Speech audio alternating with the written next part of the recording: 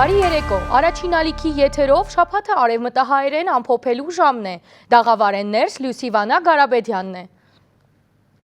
Թողարկումը սկսինք կառավարության նիստով, այս շաբաթ տնտեսությունը թրական աստակներ տված է, այս տարվան համար կանխատեսվող տնտեսական աճի ցուցանիշը փոխված է, այն դարձած է 6%, քերակատարված է նաև կիսամյակի հարկային եկամուտը, գյուղամթերքի արտահանման ծավալն ալ կրկնապատկված է։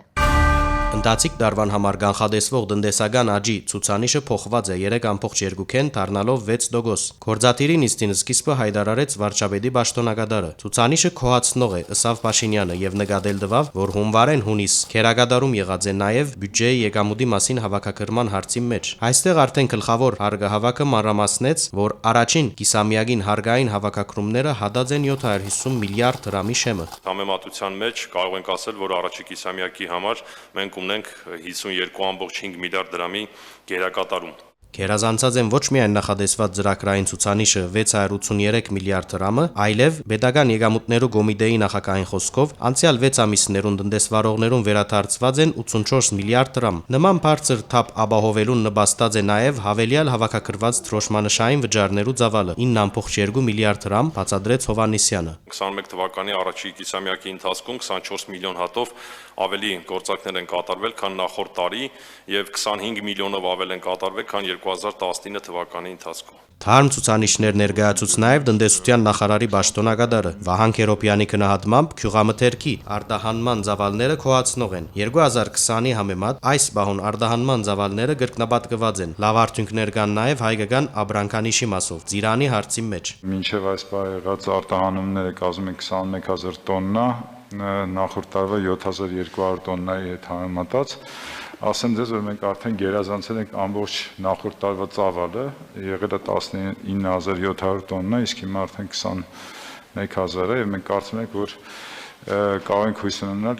մոտավորապես 50-ից 70% ավել արդյունք ունենալ ծիրանի մասով։ Անցնելով օրագարկին 36 հարցեն զեկուցվող էին երկուքը եւ ադոնցմե առաջինով կառավարությունը հերթական հատկացումը ըրավ Արցախին 8.8 միլիարդ դրամ։ Գումարեն 1.2 միլիարդը պիտի ուղղվի արցախցիներուն կենցաղային ծախսերու վճարման, մնացյալն ալ միջպետական վարկի դրամատրման շրջանագեն ներս պիտի հատկացվի Արցախի կառավարության։ Ընդունել ենք շուրջ 74 միլիարդ դրամի աջակցման ծրագրեր, գումարվում է նաև այս 9 միլիարդը եւ ըստ էության կարող ենք արձանագրել, որ Արցախին մեր աջակցության փաթեթը կազմում է արդեն 83 միլիարդ դրամ, որից 52 միլիարդ դրամը այս պահի դրությամբ ծախսվել է։ Այս բահութրությամբ ծախսված 52 միլիարդ դրամով 14 ծրագիր իրականացված է։ Մեկ մասը թերընթացքի մեջ է։ Փաշինյանը մանրամասնեց, որ 4 ամիս արցախցիները 68000 դրամ ստացած են։ Ընդհանուր 109000 շահառուի դրամատրված է 30 միլիարդ դրամ։ Հայաստանի կառավարությունը փոխհատուցած է նաև բادرազմի ընթացքին դունը գործընծուցած կամ Արցախի վերահսկողութենեն դուրս մնացած դարածքներու բնակիչները հյուրընկալածներուն ծախսերը։ Հյուրատների աջակցություն ծրագիրն ենք իրականացրել, որով արցախցիներ այն հյուրատները, որոնք հյուրընկալել են արցախցիներին, 21 հյուրատուն աջակցության ծրագիրը ծավալը կազմվել է 162 միլիոն դրամ։ Որոշ ծրագիրներ արդեն ավարտած են։ 940 միլիոն դրամ հատկացված է արցախցի գենսաթոշակառուներուն եւ նպաստառուներուն։ 3 միլիարդ ծախսված է պետական աշխատողներուն վարձատրությունը ապահովելու համար։ 1 միլիարդ Արցախի տնտեսության ուղղված է։ Աջակցությունը պիտի շարունակվի, բայց ըստ Փաշինյանի վերականգնումի դրամապանությունը պետք է փոխել։ Ծրագիրները դարձնել զարգացման։ Ովքեր են դեմ որոշման ընդունմանը, դեմ չկա, որոշումն ընդունված է։ Զեկուցվող մյուս հարցովալ մարմնագրթության ոլորտը համագարկող Վահրամ Դումանյանը կառավարութենեն թույլտվություն խնդրեց, որ նախարարության բյուջեն լրացուցիչ գումար հատկացնե ծանրամարտի դաշնության։ Դաշնությունն ալ մեկ անցե քնումի դարբերակով հասցնե նոր մարզագույք ձեռք բերել ամառնային ողիմպիական խաղերուն պատրաստվող հայ ձանրորդներուն համար։ Դումանյանի զեկույցեն յետք Փաշինյանը հարցուց, թե ինչու հիմա հաստատման փերած են, եթե թեր ապրիլ 27-ին ծանրամարտիկներուն հետ հանդիպման բարձված էր, որանոք միջազգային չափորոշիչներուն համապատասխան ծանրացողեր չունին, ու հանձնարարված էր հարցը արագորեն լուծել։ Ես խոստացել էի, որ կլինի 20 լրակազմ ծանրաձող։ Հիմա ես որոշման նախագծից իմանում եմ, որ մենք ընդունում ենք որոշում 8 լրակազմ ծանրաձող հատկացնելու մասին։ 7 մի հատ էլ երեկոյան ծեսքում պակասել է փաստորեն։ Ես գիտեք, սա ոչ թե հարց է ավելի ճիշտ, ես ուզում եմ պայմանավորվենք, որ ընդհանրապես նման գործելակերպը ես այլ չեմ հանդուրժելու։ Իսկ եթե ես ասել եմ 20-ը պետք է լինի, պետք է լինի 20-ը, մնացած հարցերը կառավարությունը, նախարարությունը, աշխատակազմը դրա համար են, որ գնան այդ հարցի լուծումները գտնեն։ Փաշինյանը Դումանյանին ուղիղ հանձնարարեց որոշման նախագիծը վերացեվագերբել ու 20 ծանրացողը օր առաջ դրամատրել Թաշնության։ Ու երբ նախարարի պաշտոնագադարը փորձեց բացատրել, թե հանձնարարականեն քանի օր հետո ինչ ըրած է, Փաշինյանը գդրուկ ընդհատեց։ 3 օր ընդեղ, հետո 3 օր հետ, հետո 3 օր առաջ, հետո 4 օր արձակուրդ, հետո 5 օր վատ եղանակ, հետո 4 օր նախընտրական քարոզարշավ ու լինում է արդյունքում են ինչ լինում է։ Եվ ես կներեք եկեք անջատենք ձեր բարձրախոսը, ես հանձնարարեցի իրագործել։ Հատգացման հարցը դրվեցավ քննարկման, ընդունվեցավ միացայն։ Հայաստանի տնտեսությունը կվերականգնի, այս մասին կվկայեն միջազգային և մասնագիտական կառույցները։ Վիճակագրական տվյալները կապացուցեն, որ մեր երկրի տնտեսությունը արդեն կկայունանա։ Հայաստանի մեջ տնտեսությունը սկսած է գայունանալ 2021 թվականի մայիսին։ Տնտեսական աշխուժության ցուցանիշը նախորդ տարվան նույն ժամանակահատվածին համեմատ աճած է 10.9%-ով։ Վիճակագրական կոմիտեի տվյալներով արդյունաբերության արտադրանքի թողարկումը աճած է 7.9%-ով, ծառայություններուն ծավալը 17.3%, արևդուրի շրջանառությունը 17.6%, շինարարության ծավալի աճը շատ չէ 0.5%, հակառակ պատկերն է արտահանման բարական, որ աճած է 36.7%, իսկ ներմուծումը 34.5%-ով։ Վերականգնումը տնտեսության ինքը կարելի է ասել, որ բովանդակային առումով որակական վերականգնում ունի եւ դա արտացոլվում է նաեւ աշխատատեղերի քանակի ստեղծման մեջ եւ գիտեք, որ մենք ավելի քան 635,000 աշխատատեղ ունենք, որը առհասարակ Հայաստանի պատմության մեջ ռեկորդային թիվ է։ Գևորգ Բաբոյանը կարևորեց հունվար-մայիս տնտեսական աշխուժության 4.3% աճը նախորդ տարվան նույն ժամանակահատվածին համեմատ։ Օրինակ, արդյունաբերության արտադրանքի թողարկման ծավալը աճած է 2.3%-ով, ծառայությունները 0.9, արևդուրի շրջանառությունը 7.4, շինարարության ծավալը 14.3, արտահանման ծավալը 20.8 եւ ներմուծման ծավալը 6.7%-ով։ Էականորեն արդեն ցույց է տալիս, որ տնտեսությունը ամբողջական վերականգնման փուլում է եւ բացի այդ մի կարևոր հանգամանք էլ կենտրոնական բանկը վերջերս կարելի ասել մոտ 3 անգամ ավելացրեց իր կանխատեսումը Հայաստանի տնտեսական աճի, սա նույնպես արդեն խիստ մասնագիտական գնահատական կարող ենք ասել, որ բոլոր միջազգային կառույցները, մասնագիտական կառույցները ըստ էության համակարծիք են, որ Հայաստանի տնտեսությունը ավելի արագ է վերականգնվում, քան կանխատեսվում է։ Տնտեսագետ Հայկ Ֆանյանն ալ կգարձե, որ կարևոր է հասնել նախաճգնաժամային դարվան ցուցանիշին, ըստ անոր հաշվարկներուն, որովհետեւ 2021 թվականին հնարավոր է վերականգնել 2019 թվականի իրավիճակը, ապա Հայաստանին 8% տնտեսական աճ հարկավոր է։ Մեր կանխատեսումները ցույց են տալի, որ տնտեսական աճը ամենայն հավանականությամբ 6.5-ից 8% միջակայքում կլինի, պայմանավորված մի քանի, այսպես ասած, հանգամանքներով, որոնք հուսով ենք իհաց չեն գա։ Առաջինը, եթե չլինի կոնֆլիկտի նոր էսկալացիա հայ-ադրբեջանական սահմանին եւ չլինի համաճարակ, նոր համաճարակի նոր ալիք, եթե չլինեն, կարող ենք մեկ ակնկալել 6.5-ից 8% աճ։ Այսինքն հավանականությունը, որ 21 թվականին մեզ կհաջողվի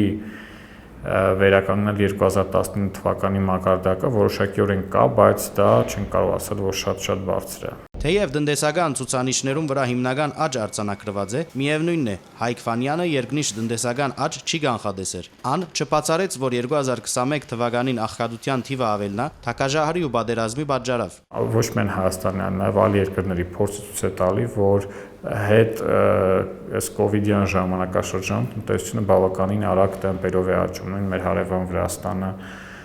եւ այդ առումով միգուցե մենք էլ որոշակիորեն համաշխարհային թրենդերի մեջ կարողանանք որոշակի աճ ցույց տալ նաեւ Հայաստանում։ Տնտեսագետները արձանագրեցին, եթե նոր խոչընդոտներ չլան, ապա Հայաստանի տնտեսությունը կշարունակի զարգանալ։ Գյուղամթերքի արտահանումը խրախուսելու նոր ծրագիրը սկիզբ կառն է։ Պետությունը արտահանողներուն անդոկոս վարկ կտրամադրե։ Կակնկալվի, որ մթերողներուն եւ արտահանողներուն այս տարի պիտի հատկացվի 30 միլիարդ դրամ։ Տնտեսության նախարարի տեղակալ Արման Խոջոյանը վստահ է, որ ծրագրի արդյունքը երկար պիտի չսպասեցնե։ Այսօրվա դրությամբ մենք արդեն ունենք շուրջ 90,000 տոննայի արտահանում պտուղ բանջարեղենի մասին խոսքը գնում։ Տնտեսության նախարարութենը ներս հոգևորված են արդահանված ծիրանի, լոլիկի, քեթնախնձորի եւ եղանագային մյուս գեղամթերքի ծավալն արդեն իսկ կրկնակի կերազանցած է նախորդ նույնադիպ ցուցանիշը, բայց ավելնալու դեղ դեր կա։ Ըստ վերլուծության Հայաստանի մեջ աճեցվող պտուղ բանջարեղենին մոտ 18% կմետերեն վերամշակողները, երկրեն դուրս վաճառքի կուղարկվին բերքի մոտ 9%-ը, մնացած 70%-ն ավելի կմնա, որոշ մասը կփճանա դեղական շուկայեն ներս։ Ներքին սպառման հաշվին արդահանումը ավելցնելու նպատակով պետությունը իր անդոգոս վարգերեն առաջին անգամ լալով նաև գյուղամթերք արդահանողներուն պիտի դրամատրե։ Ընդհանուր մոտ 30 միլիարդ դրամի ծրագիր մգպացվի, գործարարության կդեղեկացնե փոխնախարար Խոջոյանը։ Արդեն արտահանողները կարող են մինչև 3 միլիարդ դրամի անդոկոս վարկ ձեռք բերել եւ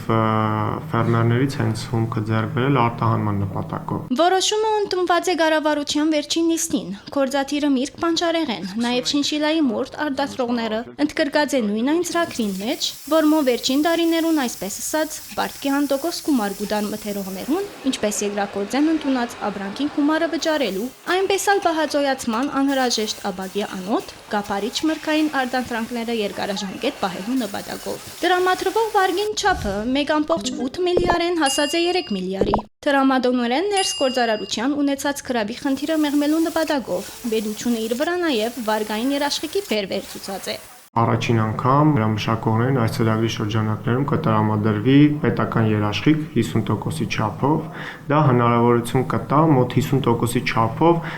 գրավադրվող միջոցները ավելի պակաս ներգրավել այդ վարկի դիմաց։ Խոջոյանը վստահ է ծրագրի արդյունքի երկար պիտի չսպասեցնե։ Նախորդ աշնան, երբ փորձնական միայն խաղող արդահանողներուն անդողգոս վարկ առաջարկեցին, երկրեն դուրս ուղարկվեցավ վերջին տարիներու միջին 10-12,000-ի փոխարեն մեկ անգամեն 24,000 տոն։ Պտուղ բանջարեղենին զուգահեռ իթեպ մեծ ակնկալիքներ կան նաև թանկարժեք մուշտակներու հայկական հումքի բարակային։ Ըստ Մաքսայինին, անցյալ տարի ընդամենը 900 շինշիլայի մորթ արդահանված է։ Այն բարակային, երբ մինչև 20,000-ի հադիպ հնարավորություն կար։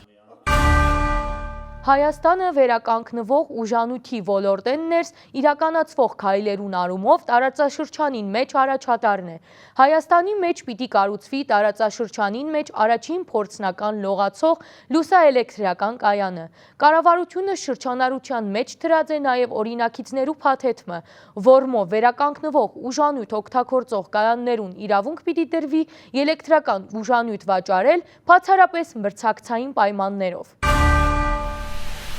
Չուրին եւ օդին մեջ ցամաքին վրա Հայաստանը վերականգնվող ուժանույթի ոլորտեն ներս իրականացվող քայլերուն առումով տարածաշրջանին մեջ առաջադառն է։ Այս պահուն կգառուցվին արևային եւ հողմային շարք մգայաններ, քայլեր կառնվին երկրաչերմական ուժանույթը զարգացնելու ուղղությամբ։ Մեկ քառակուսի մակերեսի վրա մենք ունենք մոտորապես 1720 կիլովատ-ժամ էներգիայի քանակ տարեկան։ Ի համեմատ, ասենք, եվրոպական երկրների, որտեղ 1 քառակուսի մետրի վրա անգնում է մոտ 1000 կիլովատ-ժամ։ Հայաստանի մեջ պիտի կառուցվի տարածաշրջանին մեջ առաջին փորձնական լողացող լուսաէլեկտրական կայանը։ Ֆրանսական ընկերությունը նախնական ընտրած է Ազատանի Աբարանի ճրամպարներն ու Երևանյան լիճը։ Սա հաջորդ քայլն է արևային էներգետիկայի ոլորտում եւ արդեն աշխարհում այն ունի բավականին մեծ տարածում։ Իրականացման ճանապարհին վրա է աշխարհի մեջ առաջադար Մաստարի 200 մեգավատ հզորությամբ արևային լուսաէլեկտրական կայաններու կառուցման առաջին նախագիծը։ Գայանը նախադեсված է շահագործման հանձնել 4 տարի անց։ Պիտի ներդրվի 174 միլիոն $, որմե 15%-ը Հայաստանի պետական հետաքրքրություններու հիմնադրամին կողմ է։ Ունենք հաղթող ընկերություն, որ առաջարկել է 1 կիլովատ էլեկտրաէներգիայի համար 29 ցենտ արժեք, որը բավականին ցածր գին է։ Քեղարքունիքի մարզին մեջ 55 մեգավատ հզորությամբ Մասրիկ 1 արևային գայանի գործարկումը եւս հնարավորություն պիտի դա հոսանքի սագակինը էականորեն նվազեցնելու։ Հայաստանի մեջ մինչև այս տրված են 210 մեգավատ հզորությամբ արևային լուսաէլեկտրական գայաններու կառուցման արտոնակիրներ, որոնք գործարկել է յետք պիտի միացվին ընդհանուր ուժանյութային ցանցին։ Ներդրումը միայն այդ կայանների մասով կկազմի շուրջ 100-ից 120 միլիոն դոլար։ Հայաստանի կառավարությունը ուժանյութի բնակավարի զարգացման ռազմավարական ծրագրով նախանշած է մինչև 2030 թվականը ունենալ ընդհանուր ուժանյութի ցանցին միացած մինչև 1000 մեգավատ հզորությամբ լուսաէլեկտրական գայաններ։ Արտադրվող հոսանքի եւ մոտավորապես 15%-ը կարող է արտադրվել արևային կայանների միջոցով։ Ռազմավարական ծրագրով նախադեсված է նաև կառուցել մինչև 500 մեգավատ հզորությամբ հողմագայաններ։ Պիտի օգտագործվի նաև ընթերքի ներուժը։ Ուսումնասիրություններ կկատարվին Սյունիքի մարզին մեջ երկրաչերմական գայանի կառուցման ուղղությամբ։ Կառավարությունը շրջանառության մեջ ստրած է նաև օրինակձերու փաթեթը, որմով վերականգնվող ուժանյութ օգտագործող գայաններուն իրավունք պիտի դրվի ուժանյութ վաճառել բացառապես մրցակցային պայմաններով։ Մինչ այս գայանները կարելի էր կառուցվել բացառապես ուժանյութ կնելու ու երաշխիք ստանալու կամ բեդության եւ մասնավոր հատվածի միջև գործընկերության պայմանագիրներ կնքելու բարակային։ Եվրոմիության խորհուրդը հավանություն տված է Հայաստանին հետ ընդհանուր օթուղային կոդի մասին համաձայնագիր ստորագրելուն։ Եվրոմիության հայտարարության համաձայն այս համաձայնագիրը պիտի զարգացնե արևդուրի, զբոսաշրջության եւ ներդրումներու ոլորտները։ Հայաստանի համար եվրոպական բաց երկինք Եվրոմիության խորհուրդը հավանություն տված է Հայաստանի հետ ընդհանուր օթուղային կոդի մասին համաձայնագրի ստորագրման։ Հիմա Հայաստանը թռիչքներ գնականացնելու համար 1 տասնյակի ավելի եվրոպական երկիրներու հետ ունի միջկառավարական համաձայնագիրներ։ Ընդհանուր օթուղային կոդի մասին փաստաթուղթի ստորագրում են յետք արդեն 1 համաձայնագիր պիտի ելա, եւ Հայաստանը հնարավորություն պիտի ստանա աշխատել Եվրամիության անդամ բոլոր երկիրներուն հետ։ Երկրորդ ամենակարևոր կոմպոնենտը ստեղ նաեւ որ ազատականացվում են երկու, այսինքն Եվրամիություն Հայաստան օթային ոլորտը կարգավորող հարաբերությունները, այսինքն ավելի ազատականացված կնեն թե չվերթների հաճախականությունը, թե ավիաընկերությունների նշանակման գործընթացը։ Այս գործընթացը սկսած է դեռ 2013-ին 4 տարի անց Բրյուսելի մեջ համաձայնագիրը նախաստորագրվեցավ, սակայն գիրարգումը խոչընդոտեց Brexit-ը, Եվրամիության դարած հասկացությունը պետք է հստակացվեր։ Գործընթացի վերջնական փուլին հասնելը հնարավոր եղավ միայն այս տարի, եւս կարևոր բարդավորություն մգա, որ համաձայնագիրը ստորագրել են յետք պետք է կատարի Հայաստանը։ Ստորագրումից հետո Հայաստանը պարտավորություն է վերցնում իր վրա ավիացիայի ոլորտում ներդնելու եվրոպական ամբողջ օրենսդրություն ավիացիայի ոլորտը կարգավորող եւ նույնիսկ մի որոշ հարակից օրենսդրություն,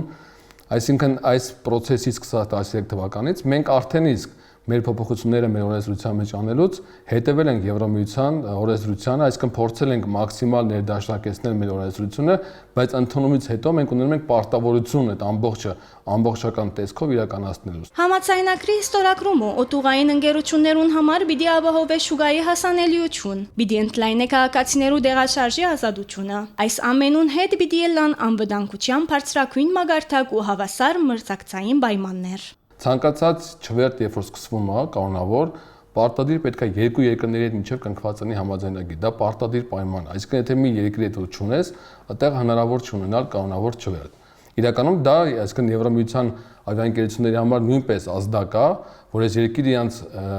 Եվրամիությունը կնքել է այս երկրի հետ նման համաձայնագիր, որը ստա ավելի վստահելի գործընկեր է եւ օրենսդրությունը լրիվ դառնում է համահունչ Եվրամիության օրենսդրության, այսինքն դառնում ենք ավելի ընկալելի իրանց ավիաընկերությունների համար, ինչը միանշանակ է կբերի ավելի ավիաընկերությունների աշխուժացմանը, այսինքն նոր ավիաընկերությունների մուտքը դեպի Հայաստան։ Եվրամիության հայտարարության համաձայն համաձայնագիրը պիտի զարգացնի արևդուրի զբոսաշրջության ներդրումներու ոլորտները։ Օթային ընկերության ներկայացուցիչ խոսքով ասիգա կարևոր ձեռքբերում մնե, սակայն չի նշանակեր, որ համաձայնագրի ստորագրում են յետք նոր ուտային ընկերություններու դարապ պիտի սպասվի։ Միևնույն ադեն խաղակարդերը կրնան փոխվել, մրցակցությունը կմեծնա, որակը կբարձրանա, կինը գիչն է։ Նմանատիպ հնարավորություններ նաև ստեղծում են հայկական փոխադրողների համար եւ հայկական ավիան փոխադրողները նույնպես ավելի ազատական սկզբունքով կարող են մուտք գործել Եվրամիության տարածք, այսինքն տեղից թռիչքներ իրականացնելուց ավելի լավ պայմաններ կստանան։ Նախորդ տարվան հունիսին Հայաստանը հայտնվեցավ Եվրամիության օտուղային ընկերության սև ցուցակին վրա, որ կնշանակե հայկական օտուղային ընկերությունը չեն կրնար թռիչքներ իրականացնել Եվրոպական միության օդային տարածքեն ներս։ Օտուղային ընկերության ներկայացուցիչ կարծիքով Եվրամիություն Հայաստանի ընդհանուր օտուղին ընկերության կոդի համաձայնագիրը կրնա օգնող գործոն մտառնալ սև ցուցակեն դուրս գալու համար։ Մենք այս պահին արդեն ունենք վերցած պարտավորություններ Եվրոպական ծև ցուցակից դուրս գալու համար մեր քայլերի հերթականությունը, որը արդեն շուրջ 1 տարի է, որ սկսել ենք իրականացնել։ Բնականաբար սա նույնպես կնպաստի, որ այն օրենսդրությունը եւ այդ մնացած կարգերը, որոնք կան, այսինքն հիմնականում խնդիրը որն է, կարգերը ներդնել եւ այդ կարգերը աշխատացնել։ Այսինքն մի բան է կարգը ներդնել երկրում եւ երկրորդ բանը պետք է լինի այդ կարգը աշխատող։ Այսինքն այս երկուսի համադրումը նաև հակառակը մեզ թույլ կտա ավելի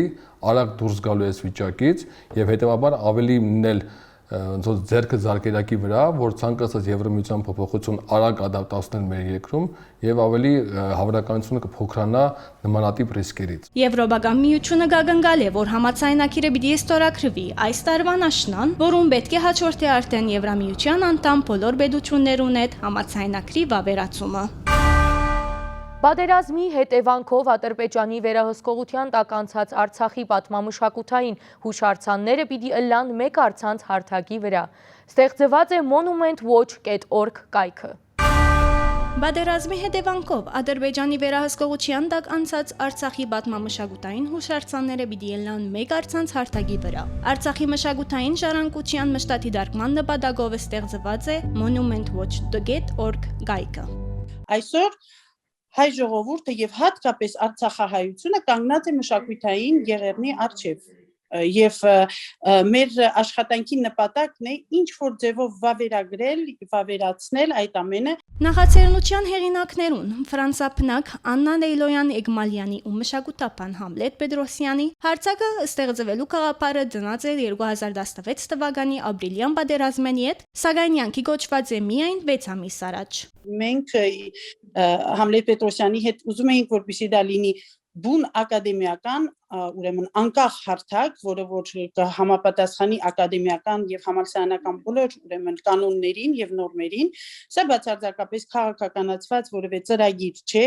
15 հոգինոց գիտնականներու եւ մշակութապաններու անձնագազմը կհետեւի Ադրբեջանի վերահսկողության տակ անցած եւ սահմանային կոդիին վրա գտնվող մեր մշակութային ժառանգության ճակատագրին փաստերու լեզվով աշխարհին հետ խոսելու։ Բոլոր իրադարձությունները արձանագրված են մինչև եւ հետո դարբերակով։ Կայքը հիմնականում այսպես երկու կարևոր բաժիններից է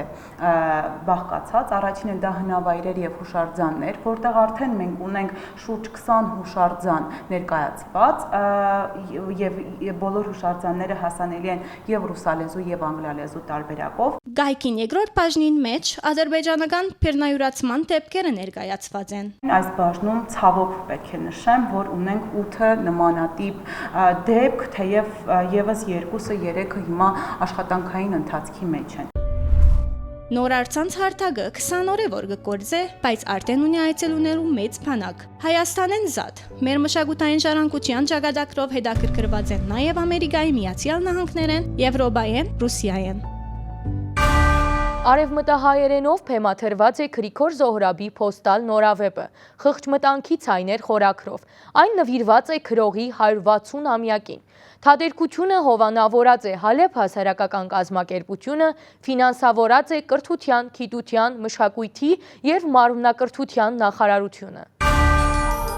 Հայ նորավեպի իշխանին դարբեր ստեղծագործությունները անցյալին ալ նկարահանված եւ փեմաթրված են։ Այս մեկն ալ փոստալի հիման վրա խղճմտանքի ցայներ թատերկությունն է, նվիրված Գրիգոր Զոհրաբի 160-ամյակին։ Անցյալ տարվանից դեռ աշխատանքները սկսվել են կարանտինի ժամանակահատվածում, ընտրել են գործը, դարձրել ենք նովելը պիես, ներկայացումը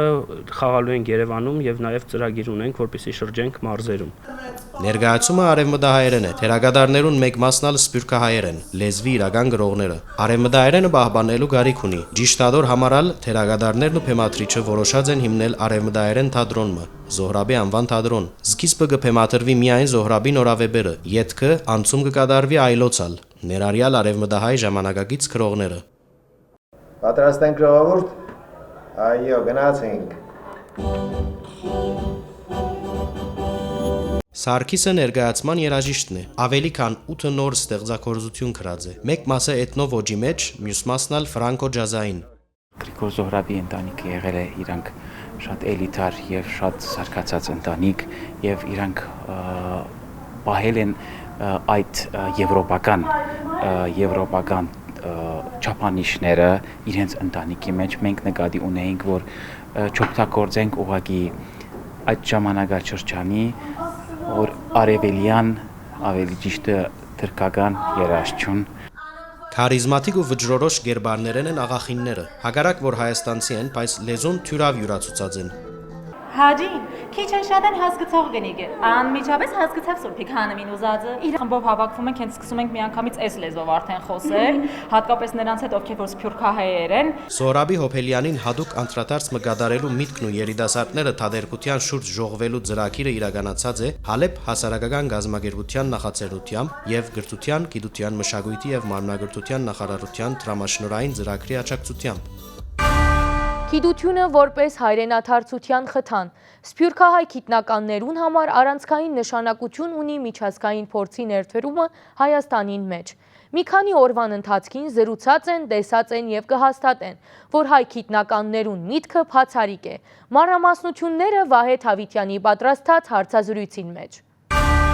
Օվգյանոս են այն գոմ, ուր կգետրոնանան դարբեր ժամանակներուն կիդագան կաղապարները, հայկն ու կնարը թեգուս դժվարություններով գուզեն իրենց նորարար մտքերով Հայաստանը ճանաչելի դարձնել աշխարհին։ Աբակագիտնականները Կալիֆոռնիա համալսարանը ավարտել են ետք, մի քանի ամիսով եկած են, գուսումնասիրեն եւ ուրվակձեն իրենց աշխատանքի հնարավորությունը, ինչ են սկսիլ եւ ուր հասնիլ։ Շատ կսիրեմ աշխարհը բացատրել իմ խոսքերով, ֆիզիկայի խոսքերով։ Եվ կարծեմ ադի շատ քեղեցիկ է։ Հայկը բնագետ է, քնարը դարապանության ջարդարագետ։ Ասկային կիդագան դարալուծարանեն ներս կիդագան խումբերու հետ գուսումնասիրեն եւ միաժամանակ կնախագծեն նոր հետազոտություններ։ Թեև Միացյալ Նահանգներու մեջ ծնած են, բայց որպես կամավոր մի քանի անգամ եկած են Հայաստան, աշխատանքին զուգահեռ ուսումնասիրած են դեղի կիդագան հնարավորությունները։ Ես ուզեցի աշխարհը բնությունը բրգել կամ փորձել բրգել։ Աբակա գիտնականներուն համար առանցնական նշանակություն ունի միջազգային փորձի ներդրումը Հայաստանի մեջ։ Մի քանի օրվան ընթացքին շփված են, տեսած են եւ կհաստատեն, որ հայ գիտնականներուն միտքը բացառիկ է։ Իբրև օրինակ կնշեն, որ ականադեսն են ժամանակի չափման կերճշգրիտ սարքի ստեղծման։ Այն բարակային երբ հարաճադար միջազգային հետազոտական հիմնարկները դարիներով ներդրում կգադարեն եւ արդյունք գրեթե չլար։ Այս փուլին իրենց չի հետաքրքրել մեծ եկամուտը, բարձրապես հայ գիտնականներուն հետ գուզեն նոր նշածող մսահմանել։ Երբ որ ես ֆիզիկի ընդրեցի, հեչ մեկի ընտանիքից մեջ ֆիզիկով հետ չի գապվում։ Ավելի ճիշտ գիտություն չեն սիրում, բայց ինձ համար շատ հիանալի եւ հետաքրքիր բան է։ Ես միշտ հայրենադարձության կմտածեմ։ Տարիներով մտածած եմ եւ որովհետեւ նոր ավարտեցի, ես հոսեմ աշխատելու, չեմ որոշած երբ պիտի երթամ։ Արագ զարգացող արհեստագիտության աշխարհին մեջ Հայաստանը պետք է իր խոսքը ասեգը բնտեն զրուցակիցները։ Ամեն ինչի հիմքին գիտությունն է։ Դեսական ու գիրարական ուղղությունները բարբերաբար հնարավորություն կստեղծեն հետազոտելու արհեստագիտական աշխարհի ուսումնասիրված ուղղությունները։ Համաձայն չեմ, որ Հայաստանի գիտական հնարավորությունները սահմանափակ են։ Իբրև փաստ կնշեմ, որ Միացյալ Նահանգներու հարաճադար գիտական գազագերբություններու ղեկավար կազմեն ներս մեծամ մասամբ հայերեն կզարգացնեն արհեստագիտական արդյունաբերությունը։ Ուզում եմ հետ կա ուսումից վերջ կործանեմ կամ գիտությունով կամ ինչ-որ է, բայց իմ ժամանակահոս շատ լավ գանցնի գոր։ Միջազգային համագործակցության շնորհիվ շատերը արդեն ավարտած կվերադառնան նոր ծրագիրներով եւ իրենց հետազոտություններուն մեկնարկը կուտան Հայաստանի մեջ։ Այստեղն եւս շատ ուսանողներ կմեկնին միջազգային փորձը ուսումնասիրելու եւ հետազոտություններ իրականացնելու։ Ասյան եւ Մարիան մոդորերս պիտի մեկնին Դուբնա միջուկային հետազոտություններու միացյալ հիմնարկ։ Ուսանողները ամիսը պիտի մասնակցին գիտաժողովներու, արակացուցիչային հետազոտություններու։ Ֆիզիկան լավ հնարավորություն է տալիս բացահայտել աշխարհում տեղ ունեցող ցանկացած երևույթ։ Դուբնան հնարավորություն է տալու ոնց որ տեսնել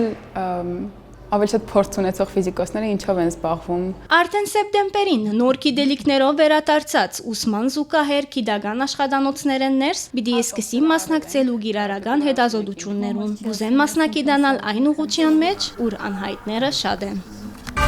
Այսօրվա համար մենք պատրաստած էինք այսքանը։ Ես խոսքը կփոխանցեմ իմ գործընկերոջ Վիտալի Գրիգորյանին, ով հարցազրույցը պատրաստած է ըսկային ժողովի պատգամավոր նախկին Սփյուռքի նախարար Մխիթար Հայրապետյանին հետ։ Մինչ մյուս շաբաթ։ Ողջույն հարգելի հեռուստադիտողներ, իմ հյուրն է Սփյուռքի նախկին նախարար, ազգային ժողովի պատգամավոր Մխիթար Հայրապետյանը։ Բարև ձեզ։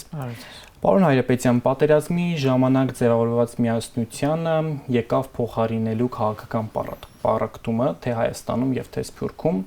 Կարելի է ենթադրել, որ այն ինչ որ չափով նաեւ կուսակցական ուղղորդում ունի, գուցե նաեւ հարստական, կամ ինչ է կարծում, ինչ կարելի է անել այս ուղղությամբ եւ ինչպես կարելի է այն վերացնել այդ պառակտումը եւ գալ դեպի կառուցողական դաշտ։ Այո, ճիշտ եք նկատել, այդ պատերազմյան Հայաստանում կա պառակտվածություն, առհասարակ ոչ միայն Սփյուռքում, այլև Հայաստանում մենք համախմբվելու կարիք ունենք։ Գիտեք, թե որքան շատ են մարտահրավերները մեր պետության առաջ եւ այս պայմաններում Հայաստանի համար միակ փրկության ելքը մնում է համահայկական ներուժի համախմբումը Հայաստանի շուրջ եւ Հայաստանի զարգացման տեսլականի շուրջ։ Երբ մենք խոսում ենք Սփյուռքում կուսակցականացված շարժումների, ուղղորդումների, ապա ենթադրում եմ, որ ենթատեքստով դուք նկատի ունեիք օրինակ Դաշնակցությանը, որպես Սփյուռքի 7 խոշորագույն կառույցներից մեկը։ Դա նաև պայմանավորված էր նրանով, որ այստեղ Հայաստանում նաև Դաշնակցության հայաստանյան կազմակերպությունը հայտ էր ներկայացրել իշխանությունը ստանձնելու եւ սրանով էր նաև պայմանավորված Սփյուռքում կոնկրետ դաշնակցական կառույցների ակտիվությունը։ Վերջերս հայտարարություն հնչեց, որ նրանք պատրաստում են լինել արմատական ընդդիմություն, Աստծո սիրուն, որևէ խնդիր չկա, բայց կարծում եմ, որ այստեղ դաշնակցության ներքաղաքական գործունեությունը պետք չէ խառնել առհասարակ Հայաստան եւ Սփյուռքի դաշնակցական կառույցներ փոխգործակցության հետ։ Մինչև բուն հարցին անդրադառնալը պետք է ասեմ, որ գաղտնիք չեմ ասի, եթե նշեմ, որ Սփյուռքը բազմաշերտ է։ Դրանով է նաև պայմանավորված, գուցեև գիտականորեն ոչ շատ ընդունված, բայց ավելի շատ սփյուռքներ հասկացությունը։ Սա մենք ընդգծում ենք հաճախ ցույց տալու, թե որքան բազմաշերտ է, բազմապիսի է, որքան նման է եւ որքան տարբեր է Սփյուռքը ինքնին։ Այս իմաստով ես գրեթե անհնար եմ, թե տեսականորեն, թե առավել եւս գործնականորեն անհնար եմ համարում մեկ համատեղ օրակարգի շուրջ Հայաստանի եւ Սփյուռքի գործակցությունը, ինչու որովհետեւ Սփյուռքը մեկ միասնական ընդհանրական սուբյեկտ չէ։ Այն բաղկացած է հազարավոր տարերից, բաղադրիչներից, նույն համայնքի ներսում Սփյուռքը բավականին տարբեր է։ Եվ հետեւաբար իմ պատկերացմամբ Հայաստանը որպես կենտրոնական պետություն յուրաքանչյուր հայ մարդու համար պետք է որդեգրի տարբեր օրակարգերով շփումները Սփյուռքի հետ։ Եվ եթե մենք խոսեցինք դաշնակցության մասին, ունենք նաև ռամկավարներ, հնչակներ, 3 եկեղեցիներ, բարեգործական, ինչպես նաև համայնքային կյանքով ակտիվորեն չապրող, ինչու ոչ նաև հայկականությունից որոշակիորեն օտարված եւ հեռացած հայրենակիցներ, ապա բոլորի հետ կա աշխատելու առանձին օրակարգի անհրաժեշտություն։ Վստահեցնում եմ ձեզ, ձեր նշած կառույցը, կազմակերպությունը, մյուս կառույցները իրենց գործունեության որոշակի զգալի տոկոսը օրակարգի համընկնում է Հայաստանի Հանրապետության օրակարգի հետ։ Հետևաբար սրա շուրջ կարծում եմ, որ մենք պարտավոր ենք ուղղակի ստեղծել կամուրջներ, այնտեղ որտեղ որ ունենք տարաձայնություններ, կարծում եմ դրանք կմնան։ Հայաստանի Հանրապետությունը կարծում եմ չի կարող եւ նույնիսկ չպետք է փորձի թելադրի այդ օրակարգերը կամ դրանց փոփոխությունները, որովհետև շատ հաճախ նաև ավանդական կառույցները իրենց քաղաքականության մեջ որոշակիորեն, այսպես ասենք, պահպանողական են, կրկնում եմ, այնտեղ որ մեր օրակարգերը պետության եւ Սփյուռքի առանձին կառույցների օրակարգերը համընկնում են, այնտեղ մենք պատրաստ ենք եւ պարտավոր ենք համագործակցել։ Եվ օրակարգերի մասին տեսեք, սովորաբար Հայաստանի եւ Սփյուռքի հարաբերությունները տեղավորվում են մի քանի օրակարգերի շուրջ։ Դա հայոց ցեղասպանության ճանաչումն է, Արցախի հարցն է։ Հիմա հասկանալի է, որ փոխվել են իրողություններ, նաև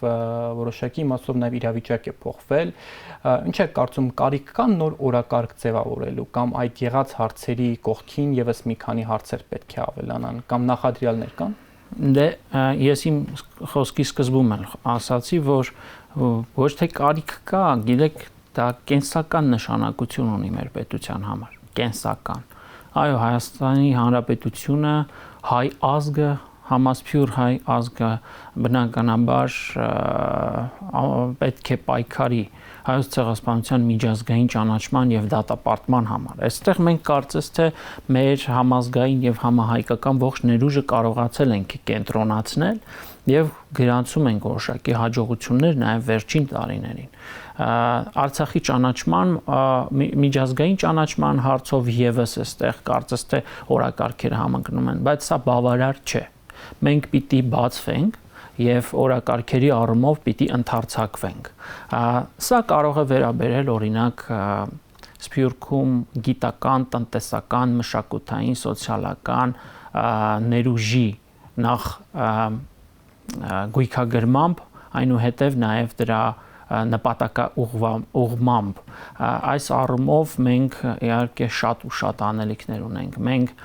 Սփյուռքի քարտեզագրման առումով, Սփյուռքի ռեսուրսի, մեր ունեցած ռեսուրսի, կարողությունների ինվենտարիզացիայի առումով շատ ու շատ անելիքներ ունենք։ Ազգային ժողովն նաև եղավ լսումներ այդ թեմայով, հա, գույքագրում եւ նաև գիտական ներուժի գիտական ներուժի համախմբման մասին։ Հիմա ինչ վիճակում է այդ գործընթացը, ինչ որ բան արվել է, դեպի ուր ենք հասել արդեն։ Տեսեք, ես ավելի շատ կխոսեմ հայեցակարգի մասին, որի համատեքստում էլ նաև տեղավորվում է այն դասումները եւ դրանց տրամաբանությունը, որ ունեցել ենք ազգային ժողովում։ 2018 թվականին Սփյուռքի նախարար եղած ժամանակ մենք ներկայացրինք մի փաստաթուղթ գիտական շրջանակներին, նաև այն հանրայնացրինք, ցանկանալով ստեղծել դիսկուրս այն մասին, թե ինչպիսին պետք է լինի Հայաստանի եւ Սփյուռքի միջև քաղաքականության ռազմավարության հայեցակարգը։ Ըստ էության այն ինքնատիպ փաստաթուղթ էր, առաջինն էր իր տեսակով, եթե կուզեք կարող ենք ասել սևագիր տարբերակ, որը պարզապես պետք է լիներ հող, որի վրա կկառուցվեր հետագայում ամբողջ քաղաքականության ռազմավարությունը։ Դրա հիմնական նպատակը, այսինքն մեխը կայանում էր անվան մեջ, ուժեղ Հայաստան, ուժեղ Սփյուռք։ Սրանք պարզապես գեղեցիկ խոսքեր չեն, սրա տակ ամբողջությամբ դրված է փիլիսոփայությունը, թե մենք ինչպես ենք պատկերացնում Սփյուռքի հետ մեր քաղաքականությունը։ Եվ ըստ էության նախկինում որպես այդպիսին հայեցակարգի բացակայությունն է նաև, որ այսօր մենք քաղում ենք դրա արդյունքները բացասական իմաստով։ Մենք քայլ արեցինք, փորձ արեցինք, էությունը կայանում է նրանում, որ տեսեք, ես չեմ կարող պնդում անել, որ առանց Սփյուռքի Հայաստանը մեկ օրում կկործանվի։ Եվ ճիշտ հակառակ պնդումը չեմ կարող անել։ Ես կարող եմ անել հետևյալ պնդումը, որ ուժեղ Սփյուռքով Հայաստանը միանշանակ լինելու է ավելի ուժեղ եւ ուժեղ Հայաստանով Սփյուռքը միանշանակ լինելու է ավելի ուժեղ։ Այսինքն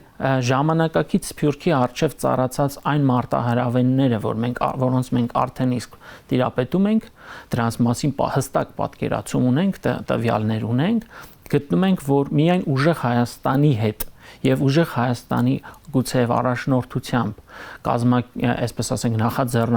նախաձեռնությամբ հնարավոր կլինի դրանք հաղթահարել։ Եվ ճիշտ հակառակը, միայն ուժեղ կայացած Սփյուռքի, համախմբված Սփյուռքի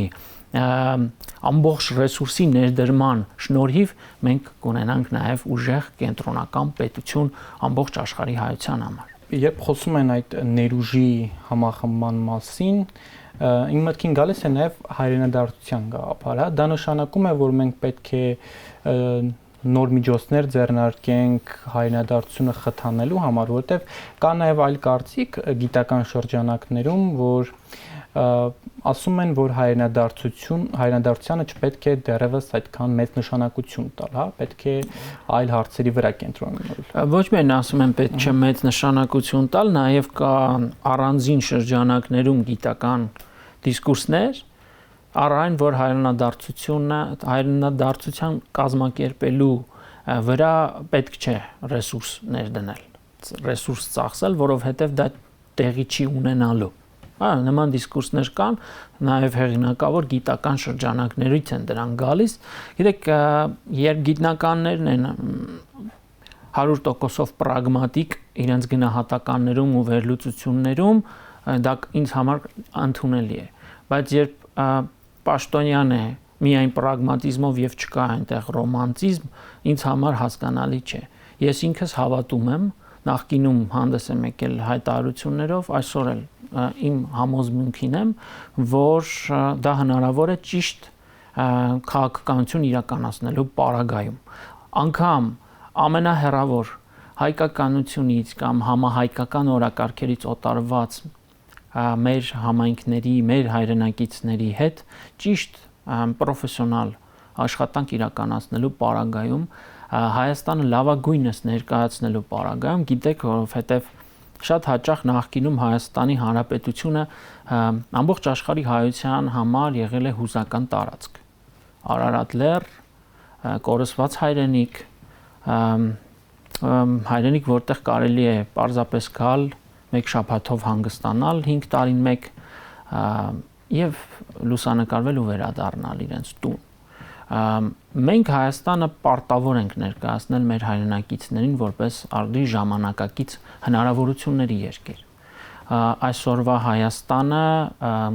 կարող է տուն դառնալ միլիոնավոր մեր հայրենակիցների համար եւ սրանով է նաեւ հնարավոր հայկական ինքնության պահպանումը նաեւ Սփյուռքում,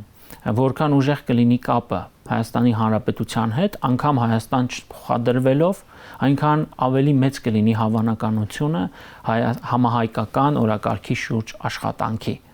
Եվ վերջին հարցը ճգնաժամերի մասին։ Արտահերթ խորհրդարանական ընտրություններից հետո վարչապետի պաշտոնակատար Նիկոլ Փաշինյանը հայտարարեց, որ Հայաստանում ճգնաժամը հաղթահարված է։ Ինձ հետաքրքիր է, Սփյուռքում ճգնաժամը հաղթահարված է։ Ես չեմ կիսում այդ ձևակերպումը ճգնաժամ Սփյուռքում, ես ավելի շատ կօգտագործեի մարտահրավերները, որոնք ծառացած են դեռևս վաղուց, ցայսօր էլ դրանք գոյություն ունեն Սփյուռքի առջև։ Այդ մարտահրավերները առանձին դեպքերում նաև ավելի են ահագնացել։ Սպառնալիքները, մարտահրավերները այն իմաստով, որ գիտեք, որ Սփյուռքում կա ուծացման տարբեր համայնքներում խնդիրներ, մերձավոր արևելքում մեր համայնքների, գաղթօջախների համար խնդիրները օբյեկտիվ եւ սուբյեկտիվ պատճառներով հասկանալի է եւ առհասարակ մենք կրկնում եմ ուժեղ Հայաստան, ուժեղ Սփյուռք,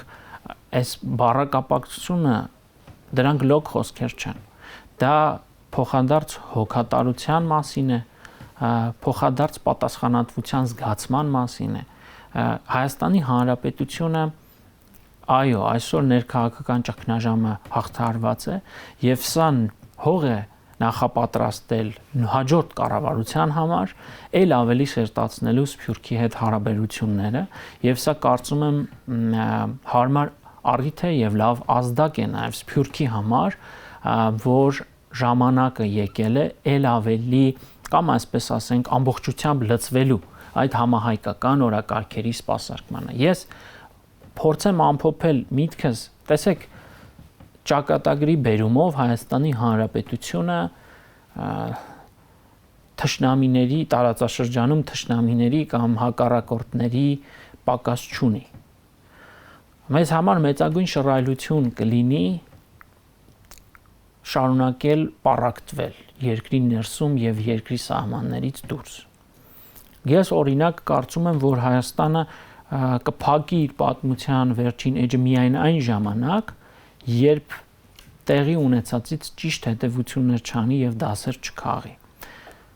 Ես վստահ եմ, ես հավատում եմ մեր ժողովրդի, մեր ազգի իմաստնությանը։ Անկեղծորեն հավատում եմ եւ ես գիտեմ, որ դաժան ծանր ողբերգական պատերազմից հետո մենք ոտքի ենք կանգնելու եւ դա անելու ենք 10 միլիոն հայերով։ Բայց սրա համար հարկավոր է հենց այս պահից սկսած կոնկրետացնել այդ օրակարգերը եւ սկսել աշխատել։ Համատեղել, համախմբել ամբողջ ռեսուրսը այդ օրակարգերի շուրջ եւ շարժվել առաջ։ Շնորհակալություն պարոն Հայրապետյան մեր հրավերն ընդունելու համար։ Հարգելի հեռուստադիտողներ, իմ հյուրն էր ազգային ժողովի պատգամավոր Սփյուռքի նախկին նախարար Մղթար Հայրապետյանը։ Մենք նրա հետ խոսեցինք Սփյուռքի համախմբվելու կարիքի մասին, ինչպես նաև այն մասին, որ Սփյուռքը բազմաշերտ է, նոր օրակարգեր ձևավորելու մասին, ինչպես նաև գիտական ներուժի մասին։ Լավ մնացեք, կհանդիպենք։